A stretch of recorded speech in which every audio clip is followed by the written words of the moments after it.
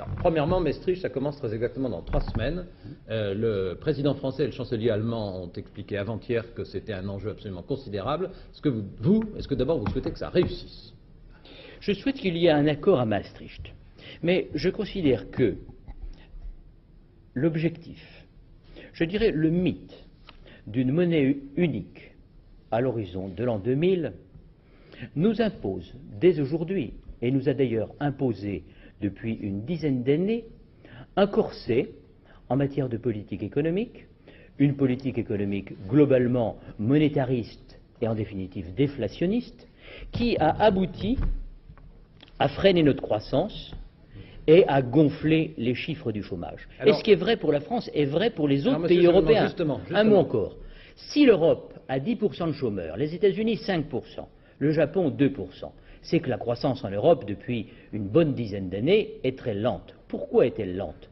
Parce que nous nous sommes imposés des contraintes monétaristes excessives. Et il y a des prix Nobel d'économie qui l'ont dit mieux que moi. C'est que globalement, nous avons sacrifié à une priorité la lutte contre l'inflation, ce qui aurait dû être notre véritable priorité, la lutte contre le chômage. Monsieur Chevènement, est-ce que vous considérez que l'union monétaire, qui est un des 2 volets recherchés à l'occasion de Maastricht, est-ce que vous considérez que l'union monétaire, avec à l'arrivée l'écu, avec la coordination des différentes politiques nationales, est-ce que vous considérez que c'est bon pour les Français ou pas?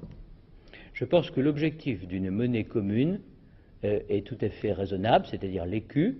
Je pense qu'il faut aller vers un système de parité fixe en Europe avant de retrouver une parité fixe également avec le dollar et le yen. Et c'est bon pour les Français? Je pense que des changes fixes seraient en effet préférables que les changes flottants. Bon. Mais si vous me posez la question de fond, je pense que le mythe de la monnaie unique peut avoir un rôle moteur, mais en même temps peut avoir un rôle négatif. Et je pense qu'il a un rôle négatif en ce sens qu'il nous impose en matière fiscale, en matière de taux d'intérêt, en matière de réduction du déficit budgétaire, tous les ans, et pas seulement cette année, depuis déjà longtemps, un parcours qui au fond est un parcours obligé que doivent des disciplines que doivent en quelque sorte supporter des ministres de gauche comme de droite. Et je pense qu'il y a là une vision sur laquelle, personnellement, j'ai un profond doute, un doute méthodique, un doute cartésien. Mais je pense qu'il y a place là pour un débat. C'est un vrai et grand sujet. Vous n'avez pas souvent l'habitude d'entendre un homme politique qui dise des choses comme cela. Comme vous voulez dire? Absolument. C'est un discours qu'on n'entend pas.